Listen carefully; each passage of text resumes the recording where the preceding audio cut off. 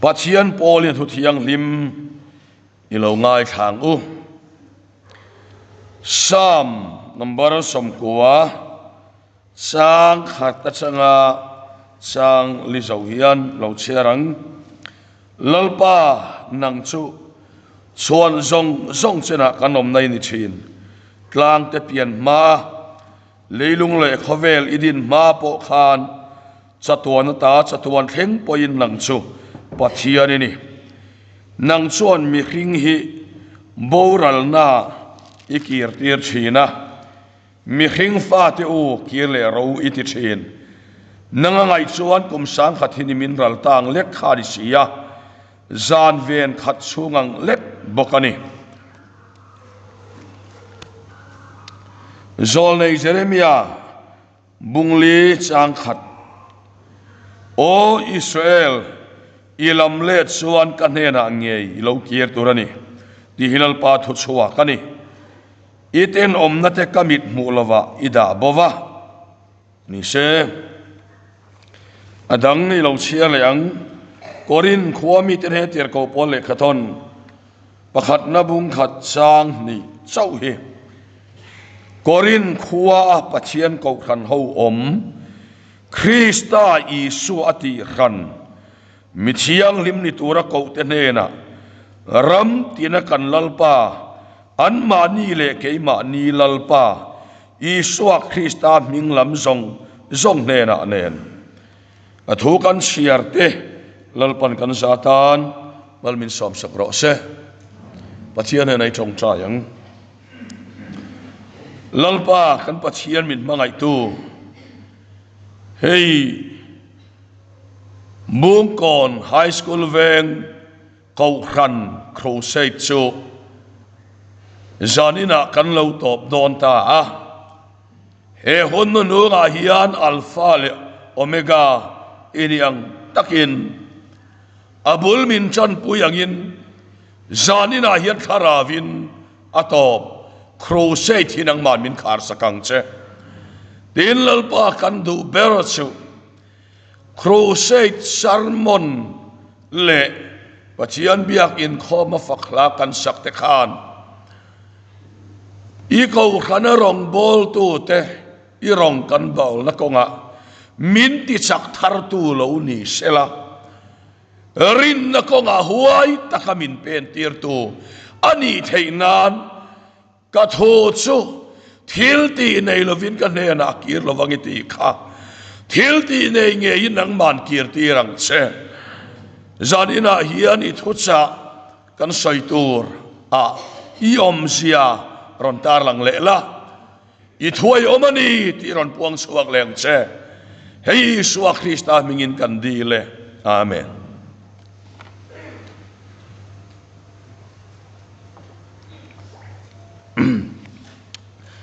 le hei nisana khan katlan tlaiwa thak maya ti khai ka thiam mayang chu dar nga vela khan kan ching saka chuan tho hun le maya wain chu mu chuak le chawin mitlak buaka maro chu Pathian khongai na sara ei kan ti turte kan han ti thei zela alo mom zela ni hey ko khan ziak tu in introduction a pon kha kalo thei hil khat maya eng pon ni sela zanina hian tim introduction kan pe le lok mayanga thupuya sarmona kalu main tlangwal lalnun fela anding sela kan deputy speaker ani tlangwal lalnun fela lim ena omania fela tin kan ko thidani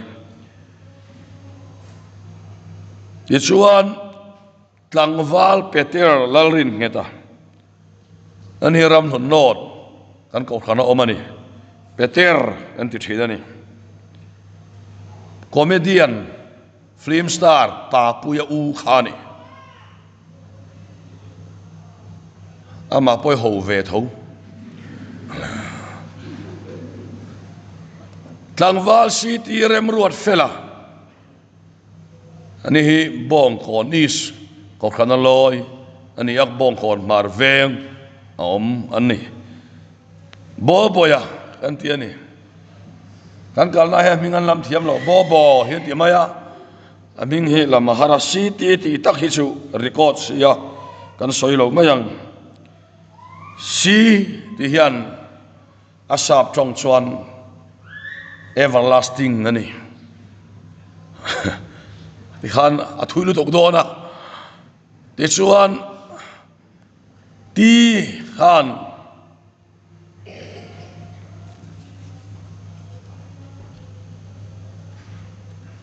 ka thre chi to lo ka lai kha enge mo ti khan ni lai tak kha e kan du to mayang langwal a puro sang liana ani hi lim en om bok ani tlangwal la rempuya ani po hi lim en om bok ani lim en lam hi rong bola chua hi an fak om khop mai an thalai te evangeli sian tam mai ni puzuya kan revival speaker senior solta puzuya te upazuya te vengani in tlangwal rem ruata bung zung ania luang muala khosani ti chuanai sang lian na thian paron khuaya handing ve reng se thanga mingkha khalo thei hin le to a o lam ome kha kan han in siat tir thenia top zala in siat tir chau in siat wa ngai na chu om lova em boni se ke min siat chon to khani mai ani ho chu siat so zel atak bon ni chia lova khan to se la zai thiam ma chen review mai thaya zai thiam mi chon khriat an lova le zanina ei pathian thucha soi turatana ni zana ka chong chai na ami kha pathian min pek ni ka khiat kha son ka tum lova kan din tlang pui le don ani chu kir le na chi thum ti bangin pathian thu soi kan tuma kir le na chi thum ti chu pakhat na tan chuan kan kir le na tur pathum ma oma chu pakhat na chuan ko khana ani panina chuan bible ani pathum na chuan crossa ani sumi pathum chu nei kan kir le na turatan kan thupui soi turani bakhan na chuan heng hi eng wanga soi nge ini minti mai theya hemi pathum hi khovela thil poimo ber anni tila kan soi sualom love ko khan bible cross chu nani ama sain ko khan ai kir le ngu han ti te chu ko khan mi kan ni sareng ani lom ni kan ti mai thei om sia su ti hian han soita ila pola suan korin ko khan ho le kha thona korin ho asoidan hi amo hi ka ti em maya korin khuwa a pathian ko khan ho om Krista Isua ati khan ati kerani ei in kul khan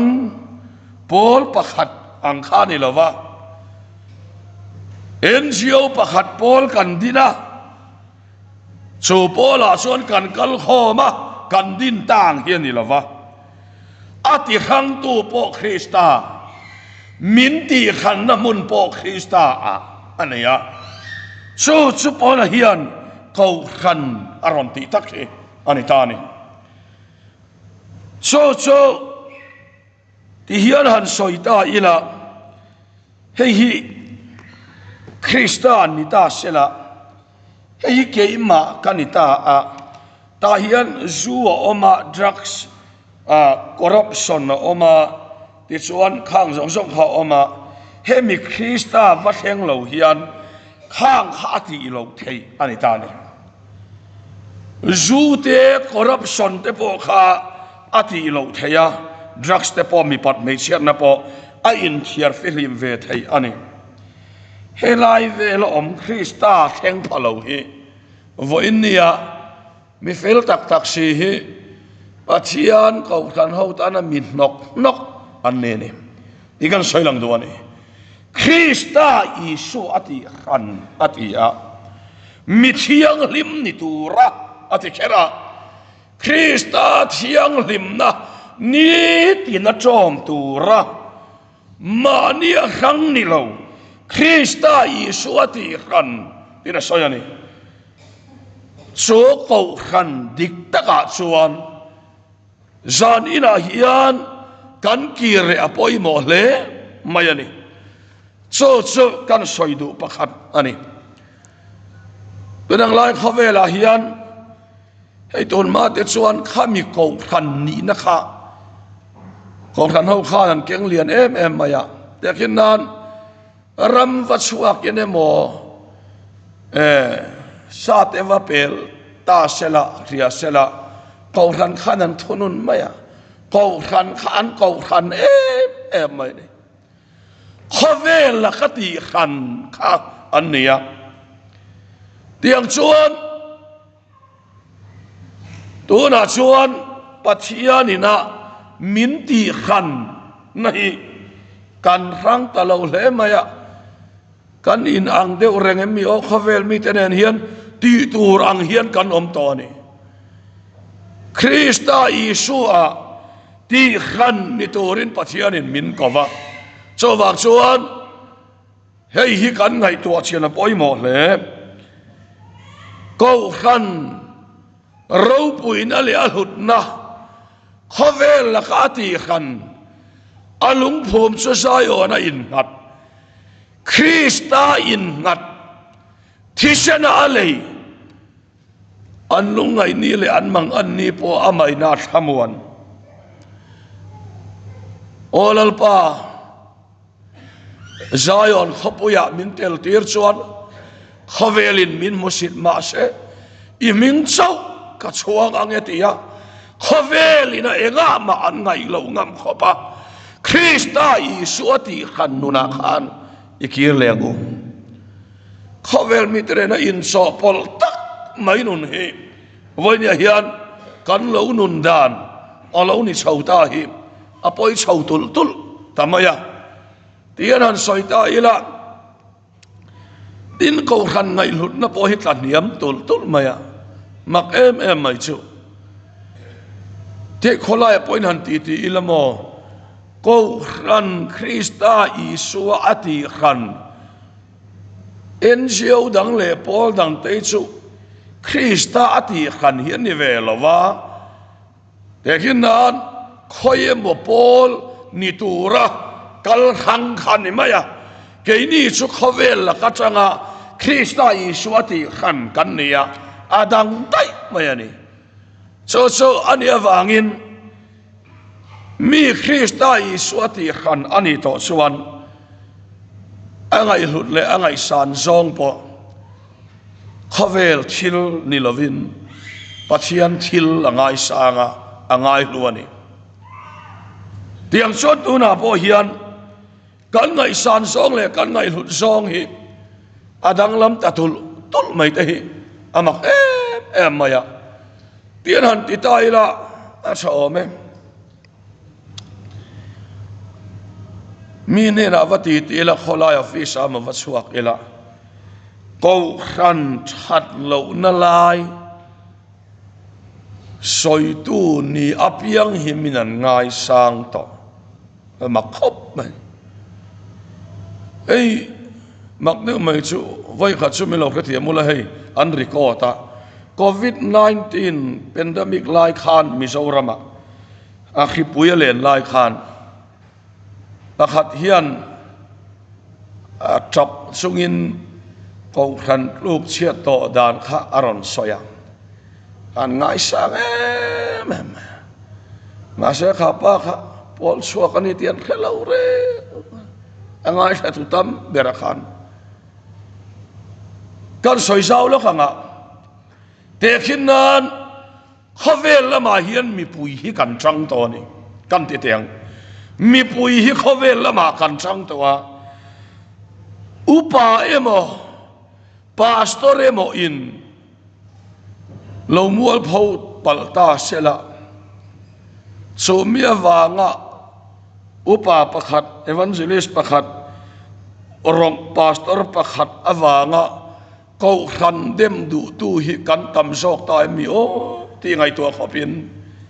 kan khosa to ani engia chan ti hi ka ngai to awang wanga ai kan soi sao se langa kei amin lo i soi sel de wani pon poi lo tu ra kan nga ya ka thin lung hian na ngoi ngoya mi ten har sak na an to khi ka khongai lutuk amar chu setana aril rulian pera mai chu ko khan hi atsak lo na lai alian thei ang bera soya bel sak lo akal dan po dik to lo anga chua hi atu manita chuai chon khavel mi te kan selep ho ngai san na te kan lut ta ni thalai rual po helai hi zanina kan ngai tu na lo om sela Jesu soi siatin ma sela Jerusalem kolso kang remarumin akong khar te chu kangin akul te chu chimma sela Jerusalem nei tu sulal pa ania adin tharle dona kei chuan zanina hian khovela hian Isua lo chu ka ngai san bera chu kau khan hian kan ngai san na kau khan ngai san na hian voinia hian ikir lengo ti hi ka soi du ani pathian fakin amro se kau khan ngai san na kan kir le hi apoi mo le ngai poi mo na ei tenan tela tian ngau kau khan mi ni hi kan zaka tin hei mi zau deu ni te hi kan du a ma se zau satlia hi om ve a sabrama one new age movement anti hi hunenge ma se changa lo om to a suta an uar deu pakhat chu I'm not religious but I'm spiritual te hene kasa khomi lova ka tharau mi ani te anwar emani ko khan mi ni he thing anga ngai na kan nei lian tul tul zau takapom mi enga po lengi kan ngai sang to mi te so khia thiam pui tu kan ngai to chowang chuan zanina hei kan ngai tu chena poi mo le a pathian ina asoi to ma chu kan khia fia theinan Krista Isua a kau khan su ati khan ania sak lo deu te lo omma sela pathian ina adin ania wangin zaina hian u nau te u hei lo hi chu ring tunon man na tur tluan tling tak tak om lo tien kan soi lo kanga an lo ko vara poi lo tora kanga ya ministry hian thu ka soi ve zo zo min ron ko thina retreat speaker ta hian chu ta chuan heng tai ka soi na sa ni soi ka tel deu zela ka thu soi na hian chuta ngai sang lo kau khan ngai sang lo mas an ni aya spiritual harau mi anom don mi ti tur hian an harau mi ani ahun lai khan ma set una chuan una te u sumboyan lu ta control tuan nei lova andu duinan rava tuna chuan anu pain chuan in ve a ka khongai khop mai anin thenta ni tharau na po hi tharau mi te po en kultura adina ni lalpa firnos arau pui em ani kau kan pathian ina nasata ka abiak te independent an oma kau kan an ngai san lo son ato pan su iral thin eng anga tharau mi po ni se kau kan sa khwa kau kan hi a en kultur akai huai tu tura lalpa na dinani pathian fakina mol rosa susu sai na hian kan ramat tharau mi song in tharau na ne na kau khana in ki lo chuat ta seng le lo kange kapa ne na hian a ming ga saidon lawan nu pakhat nun na lal chung kwa a chuan om ta chi alawa ke ta pro re le na pola chuan om lawa chuina soi ska pa ya me khila aming ka soi lawa nga anan kal kha hei bung kon te po an thoron soina mun deu ani kha ngo an ming soi lo ma yang helai vel te po thoron soina mun ani bible khan rab beta te chuan ko khanan rab bet boka atsunga an leng ani an ril khop maya ma se suta kapa ne na soi chu afa ten ron pui tlinga roi lo ngolan on veita vek mai sia kapa ne na pulal ko ran le bible kan lo ngai ne kha nu le pa te chu suala to to kher lo ma ila kan fa te a ngong hi chelu to ka kir le ne turin ko nga thui to sia atiani unau te o zanina hian ko nga thui atiani mai thei mana zaina ka soi hi chu rin na atuna in shirasima kir nahi a online version ni ai na yo mi lo ei kir le na thui lo mana nikum masa le mi champaya bethel venga camping kan nei zan khat kha son uya hian ani kha a chiang che to lova ta khan evangelical night ta ke chi piat thu ka soidona min roi tu kem pinga min roi tu ayan masadei sia ma se kem pinga khan program kha lo mang hilania ti han kan latlang ta sia an deputy speaker hi nang thu lo soila tho chan zan ania motorin ka tlan tha anga izola kong for lai ni chelu tuk enga mai chong choi bu ka chong choi man lo ka lut lol hi ani maya thu ka soya atu ka follow pa committee speaker kan be sei chia nak tu ka chonon thleng man nge to lamin tia khen ngai na om lo kong chia chunga chon helicopter ka homa yang ka thiani helicopter kha thona ticket kha pani e ke ma chau an buka motora ti member pani khanang ni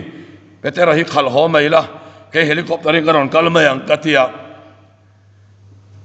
ol sam te vakir le katuma ma se helicopter kha khochia ta vain lo kan se la man mol tok main kong sekara dar somvela aizol trăng giả nó thôi soi man tôi anh han tak meng avahan ha tham piang thar lo motor khala ngai to ai piang thar motor khal hioma piang thar lo motor khal hioma ni te chuan piang thar lo khal kha ngai to kan re vut me hon kha ani vut to me to ma nu nga ma khan ma thiang to lo reng han kan vut me har soti deu in kan thleng chok ka chok ai man lo kain bols tat in po kain bol man lo kain ha sok ka thu soin ka lut la an lo zai thup to ti son kanang man chok ani khowela hian thil dangai chon kir le harsa amero su unau te u fa in lo nei ani po in nu le pa ina ko khan an ngai poi mo lo na ra hi aron lang zela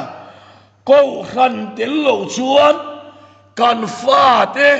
nu le pain kan bel lo chuan kan chong kwa hi an that luan zo tak lo chuwang chuan ko khan hi pathian ina min pe ania zanina hei kan ngai tua tan kan soi dua kan kir le gon ani chuan pakhat na tan zanina hian ko khana ikir leng u ava poi mo em hei ko khan mi lo lutuk mai chu discipline pom lo in khom dar poi na ti buai lo pathian ni tu dar poi na ti buai lo fa te chu ngai to ma ta kan suk de sing ayat pakhat ma mo an du nen chon ai mai kan nu na hian kan te thin ka wa hau thin em do hon hona so ai so sam tar sam ten chon ai chak men anh khom chuang lâu reng in khom hun lâu om te hun bi pathian biak lai na min lo man bet khema khemi sot ang in long lo ma se lang lo lama lo sot ani pathian ba kenam lo se hei arau kena lang mi lo ma se arau te mai ni hei lu amin ka sai don lo tu na kan tim singa ron tel pakhat po hi ma lalpa ro puina ni se apa in sa kho ngai sak lo a ngai sak lo lu to ka tha hun po hen nei lo ra aron kalim pe son crochet a hen aron klai so te ron ei man lo e ngat ge ron nei lo so kan ei lo mi choi hun to so poron ei ngai lo re zan ina ka soilan dua chu khang zoi zoya ni lo omma setana kong in hon na khan kan rin lo lanin kan fa te a bua lo khuan na sem em mai chawang chuan zan ina biak in dari na lam ngai san na hian ikir leng ulal pa vakram lo se biak in dari te chung in khom man te sitting room a kan chong chai man lo wani thei choi do kan a bo lalpa ma re lo te tal han kun hian zadina unau te o kan hian lo lanin kan fa te lalpan na lo thoka pakhat ma hian hon lo lalpa fa kan lo sep rau deu ni kher kha kan lo thlin lo wani poin hei ara wani zaina hian ko khan te pathian a biak dan te ko khanin in khom una siam te ingai poi mongu ta ni kir le te ko dor kan na ya dor te po kan suan lam veka dor kan na ya wangin kai khom man lo chu pathian khan rem ti veka khan ngai kan dor te kan ei zon na te voi ni hian kan da poi mo ni le kan ram mi kan hau satul tula ni hitera u in khop kan tlem tul tula ma se concrete building atam tul tula motor atam tul tula fesona kan sang tul tula kan ram room tul mai ni unau te o maurap ina kan om laya biak ina chalor laka maurap ina kan om lai nun kha zoram hian avangai tak em tero eng wange kan we thaya wang ani lova ko ran kan thin lunga number 1 awangin chong kuwa kha damani hallelujah pathian wakilam lo sen zana yeno na te o he kan ngai tu achen kan ei zon na kan ei bar zon na kan dor kan thil ti kong tin re nga hian ko ran ngai poi mo na hian kir le ila so ko adam nge yang ko khana in khom tlawadar ri kina min control ve chot biel nu nei lei thei lo reng patling tan dari na a control to lo so kha zalen an ni mai ei han ngai to la eng tian nu pui nei rem chunga biel nu nei karing lo dari ina control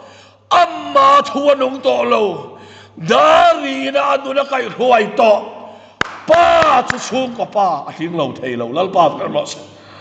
dari ina control pa ko lo chu chung ko pa ting thei lo chu sa ni na hian kan ngai tu na om sela ko khan ai kier leng ko khan ngai poi mo nai kier leng pathian thu du de an chung ko hian bel siang la pui ta kan ne pathian ko khan ho ngai sak lo chung ko chu so wang suan hei he kan ngai tu na om sela so nga so ni kier leng tin kan ngai san song hi thak te ku kan hero hi thak ku kan te duwa ei ngai san hi kan ngai em ma record te nia mi kan soi se lang te la oma ka so soi se lam ni mi lovin mai ni hian min tha kan lak pui du kan ngai san zong te hi khovela milar mi lo tling million mi ro pui an ni thin rong bol tu ina political party nei minister MLA than lak pui zuk te kai kangai dan ni de lo maya kangai nep so ni mia lo mana khan covid line minister pakhatin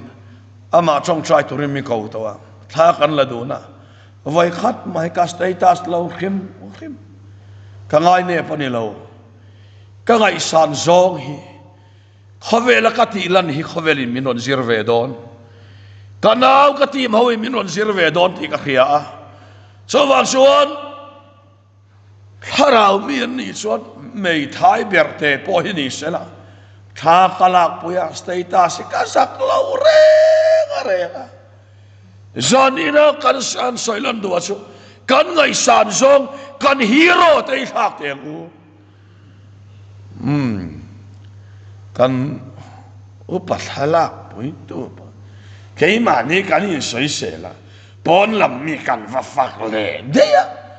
inge om si om ti de ka ngai tu na oma khovel mi kha kan vai ngai san sia ka cái mà ni de ngai sang ila ei ka ding lo mi de ke ji pi ho de khan thalak pu yu la kan upachat sia hi han ti ule atuk zan chang chon chong chai hu lung ber nian tum nge ngai kan in soi sel na sao de kai soi sel sao zo do lo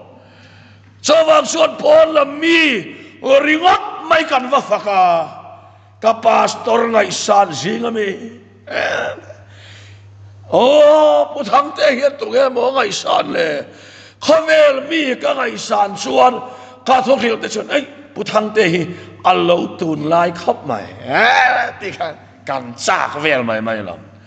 cho wang suan tun lai mi ni tum nan kan khata tun lai mi ni ngai lo tun lai ni khem ma ni hun lai chewa tun lai mi kan ni ve kan ni mai ti khan tun lai mi ni kha kan pa ni tu ma ngai lo reng a cho wang suan ei kan ngai san som te khlak ngai kan nu pa te kan rong bol pui te soi sereng rengin kan kosa kan mang ania kan ngai san so te kan ko le de silo kan ma mo hi kan ngai sang lo kan ma mo mia lo hi kan ngai sang so kan so wang suan sanina hei kan ngai tu na om sela in ko khan buai na ber po hi in ngai sang lo ton ani mai lo mo ngai sang lo mai la voi nei thi khana chien em kha an veng tang in len pui vak lo wang chau in veng thau kharon cha tu che van nia in veng thau kha in nei nia lo lom pui tu chau ne khau khan mi bok kha so wang so san ina ko ro pathian ko khanai khir la ila ko khan mi te ngai san na hian ni let leng bo tộc viêu lo mo kan bang dei mai on di khan hei cái ka ngai poi mo em mai ne speakerin ni san chu euro ka na ha tia kan ngai san song khovel thil kha kan ti dar soi ma en kan status te pathian thua niam ti te ngai tua nga ya kan nun kan ngai san song nen lam hian khovel hian min thira lalpa kan ngai san tat chuan khovel hian min kherma se min kherna turan khadon lo chandam na bangin kanin hung don lalpa fakram lo se so zani na hian kan ngai tu ana om se apoi mo le ni le inu lei pa kha khatiang men lo ni lo wani pon nang tal lo ni ro ingai san zong ingai poi mo zong hi ko khan le pathian mian ni pot chuan i te ngai lawang i bul lama te ma lai top la mai lianang zo pa bung saria bible min ko bu kha chu zaina hian pakhat na tan kan soi du ani le tin kan ke chi pi top lei thei lo pakhat na kha ke chi pi member po hian kan khoi tu te soi se la kan tla kha kan khoi tu te fak ve ila an san sin te stai ta sa te nei ve ila an lo chak veng chu in fak na om lo ringot etia ei nge katia me ang hetia trong kama in fak ni lo kan in ngai san na lalpa le a ko khan mi te kan ngai san ne khove khia tai tar lang ve te u ti te ke kan ka chang to the mai ne mi ka te kan stai ta sta kan en te hian sumi team ma chuan kala atia nisana Manchester United an chak chak mai ro se arukin en ve mai ro i suat lukin tar chuak su tar chuak tak su pathian le kho khan ho chau hian khavela hian tar chuat lak dang alo om lawani te he cái các conservative nếu nghe này ningun mai he ka du dan ne ya min zui po hi sakan ti dewa tim tam tak po hian pe lo chidan ne ya an pe lo le ka to pa un an lam mu chiang don tho te hi garil ro oma le ka du tok tong panina ta chon bible ai kir le bible hi kan ngai sang lo ni ka khia bible hi special revelation pa abik ta ka pathian in puan na an te khan mi thiam ten hei hi arau pui khop maya hei hi pathian in puan na thuk berle ril ber chu bible ania mimala a in puan na a in bible a in puan na hi arau pui zo kha mimala a in puan na hi mi zong dam na tling lova bible hi sa khovel dam na ne so wang son bible ngai san na hian ikir lengo bible ai kir lengo mo back to the bible itile te nguti hisan ina kan soidu ani khoi lai moi nu pakhatin mu manga na ya ni zui duam ser ma amu manga soya chu ni don arau poesia cha pathian in puan na cho antia bible ay mu mang han rin soklat ay makdeu bible ahian Krista chan sin min khel to kan zol nei le pui thiam lal peratan afapa min petoni lalpa fakram no se so wang son bible hi ato kane te ne ema khop mai bible kan ya covid lai point athenin lalpa na khem don cheu antia mi soi te copy ve mai lo tur bible tin ye soi ti te ngai tu tu thenom ten suale ma wanga khem tur ngai ngal got tur ni lo chu tiang ni se nang ma po khem khep tong se so wang suan hey pathian te ale lam song a son kan thin lungang tian lek putura ngai tur ni lo wa mana ngai zola sanga sa ko som ko paru ka rong bowling kan kala sumi chum suan ka speaker ve ni hey rong bol na dil hun lai ka ti tong khan so ti lai chon min ruai ro hei ko khan le kha kan nei nia ti hon lai kha nia tu na hi chon tu thang tai ma ne ai nang to lo khắp mà khát thì lại cái chuan cầu thần lệ khác ăn bài á miếng ruồi lâu ăn vật tiệt thì khan anh hàn cả lạc chuột tiệt chuan ngay chuan uang pui kan tiệt kan chén pa tu chuan là bao rồi tao phải bút ra đó là bút chọn lối thế bút ra đó là nào hi bút chọn lối nào khá bút ra đó là nè bút chọn lối khá ý cái hậu thủ pa khá nè bút ra đó là chú kan revival speaker pension Tony chú mi u nào pa pha uang pui kan tiệt mà ya chú trong ngay mỏ lỗ sẽ là vàng vật bắt hàng rong để vào hiền đi về để xuân biết thế là nu hậu rồi rồi cái tiền vật rồi trong trai cái vàng ai thà làm biết thế là nu hậu rồi cái ăn trong trai lâu sẵn để vào niệm trong trai cho rap ta cái này lalpa nang hi cái nỉ là cái hi nang nỉ là cái vàng soi sẵn nó sẽ tốt chín riêng lưu tục khác trong trai na lâu in hồng sa biết thế là bùi cái trong trai trả lời thầy lâu khác tiếng xuân ấy cái ngày tua xe nó bôi mỏ cái này mi khác khem dùng xe này là vào bắt thiên hi mi thấy cái khem tiệt tua cái soal đều là cái khem mang số cái tiệt dùng mấy thấy thiếu phụ thuộc là vậy số tiền rồi xuân giờ đi nào hiền số tiền hậu thúc hoàn thế cần ô ya mu mangan ya illa na mu deu suat kan ô ya kan ke du se la giờ nào hiền pachianin a Bible min pe ta hiền Christa chan chin min khela câu khan mi khinh singa bok te lo om min din saka alo kan le anga số tiền huna suan Davida bok te chem heron tung ding le anga lalpan cái ni hầu Christa Isu ati khan te hi vana min khoi chau tho don ni lalpa vakram lo se Christa Isu ati khan te ka ti ni o ni lo khan ve lo vai chuan i bang der mai the nia Christa Isu ati khan te ati chu su wang chuan zan ina hi kan ngai tu na om se poi mo le so wang chuan Bible eng tin nge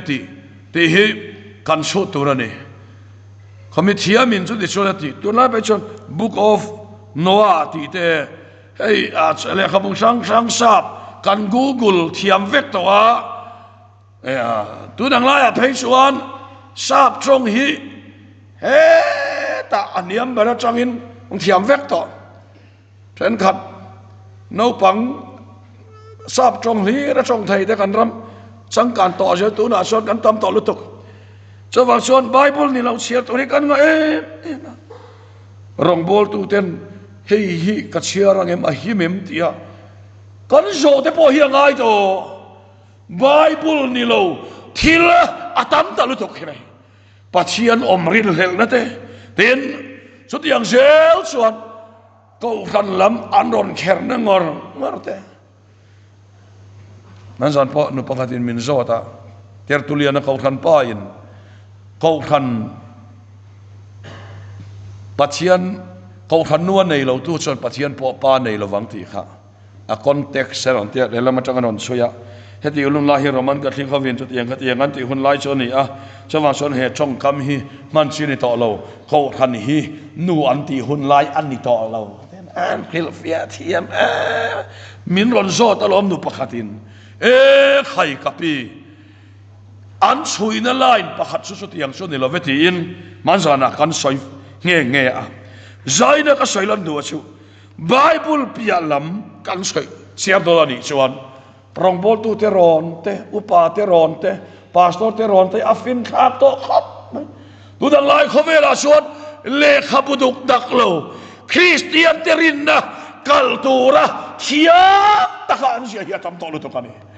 atira finna le khiat na min khoi lu ta ato pa Christian terin na ti chetur le khabu hi tam lu tok to so wang son unau tu zalina hian tema kan zawayan una zaina hian Bible ba le thil dang hi chu chiar tam lo mai la afin thak so to ma ni Bible tin nge ti kan ringam to lo wani so wa so pathian training tin nge soi ti kan ngai tu na om selam cho vang chuan Bible tin nge soi ti hi kan ril ruwa om sela poi mo le mi ngai dan ni em mi soi dan ni em ti tur pon ni lo Bible tin nge ti hi Bible share tam hi kan that se em maya các chiết về chút tu nào hiền khem na nề đàn các chiết về chút khem na rualin tàn số na con ôm tí chia khăn giặc xia mà sẽ là lý số soi à chiang kết có lên ôm à khem lại lù lâu nan trong trai rồi vậy trong trai tam mi hi sẽ tan khem ngày nào lâu rồi fini chú khem này to về ngay mình tia khem manin com lâu vậy khem sẽ kan man lúc cái này Bible kan share khem sẽ kan trong trai khem sẽ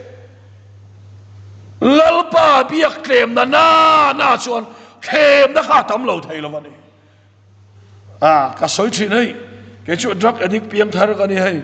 tu na po hei garon kala garon zo ta hilai mi khala da mem te ka tia hilai mi kha te ka tia an lo thi nual to mai hi lo nia kat pian thar dan ka soi lo ka nga ka pa hi sa khomi atanga seilian sa khomi ni bok tharau mi ni bok ani sa khomi ka tharau mi lo ka tharau mi ka sa khomi lo ati thei lo wa akal ko pani hei hi ti chuan ka ka hian zui far khat ma ka pian ni ma changa lu kala khelo ti khat me ka pa hian he chu rui lo ti mi changa tron piang thar ka ne ka piang thar lim hian kan karum banga hian ka pa ni khata chong trai chon ni nga chong trai tur ka ni ka pa tan them na tlem ka ta na tam kain kha da hian ti hi karil ruania so ma chon ka pa ni khata voi khata chong trai chuan ni khata voi nga ger chu ka chong trai tin lo chang ka nga mai ma se chong trai tu ra ti dan phung principle kain siam na khan min vong lal pa vakram lo se ni khata Bible chang chu ti za tal ka siarang ti keima in kai khoi na ka nei na hian mi vonga te chuan ik tin nge ti kha lo li son khem na in lu lo nan lo do vak ro po ti lo chong trai ro ti khem na han to ke le han chong trai le kan ho la mi kan amen la mi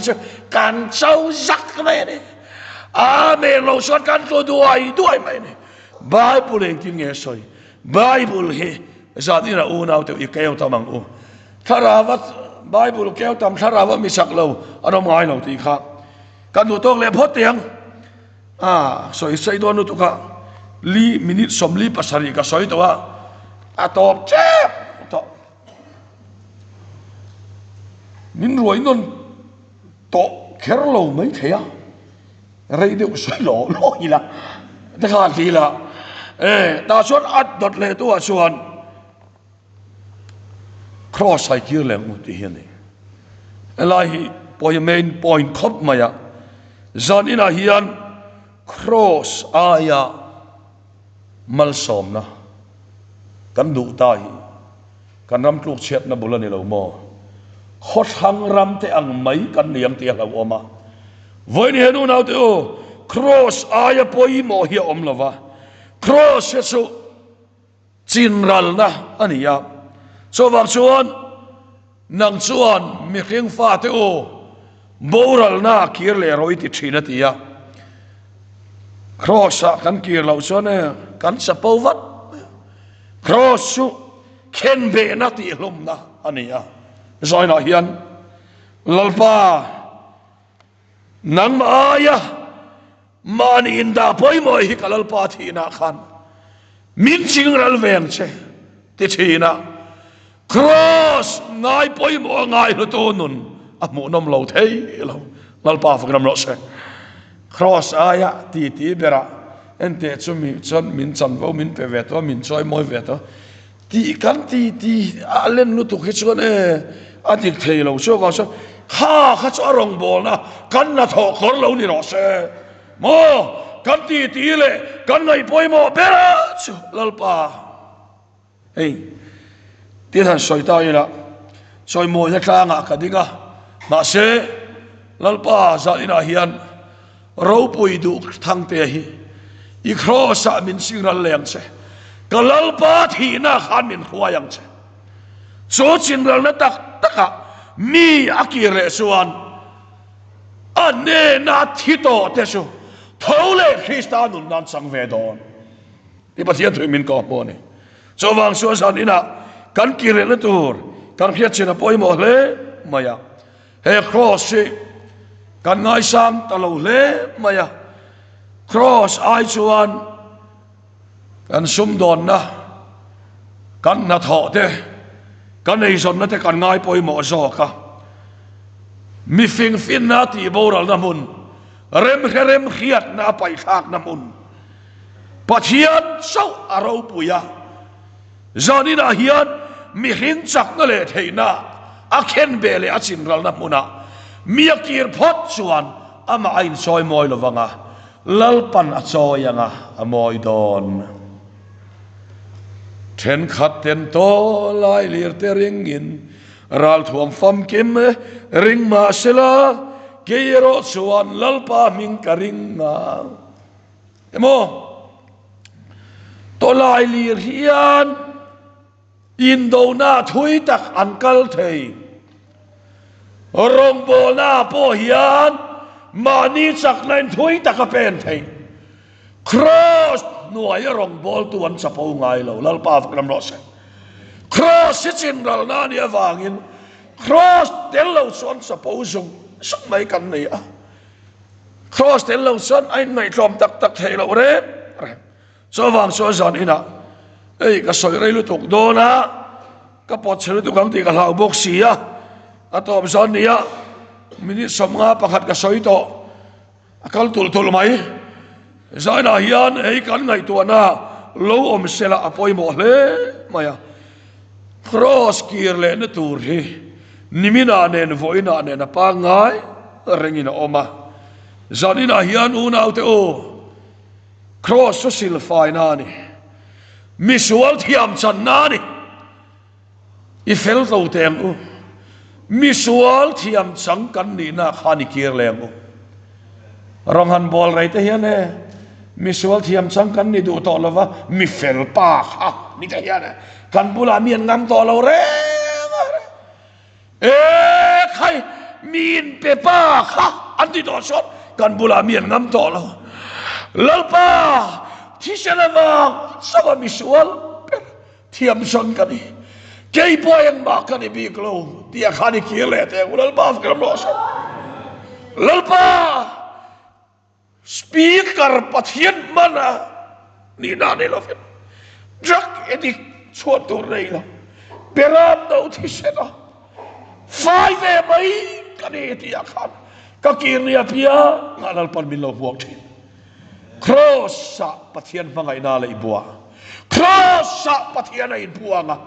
cross sa pathian in athil lungati puang darani lalba femrose cross sa zel lo so so na hinu na tu pathian poya fak thei lo lam senior tan lo lam rei ve to lom meti lalpa faklang lo thiam min san tira kalo me kan ti mai hian ma kan fak le mai chen lalpa kan rose zana yan koro misual thiam chang mai kan ni na khan ikir leng u rong bol tu zong te phu ve to fel ve to in ti na chang khan ron let ula misual felawang ni lo I so ti senawang chawa thiam chang mai kan ni na khan ikir leng u ni ti ikir fawang u athu kan soi te lalpan kan za tan mal som ro se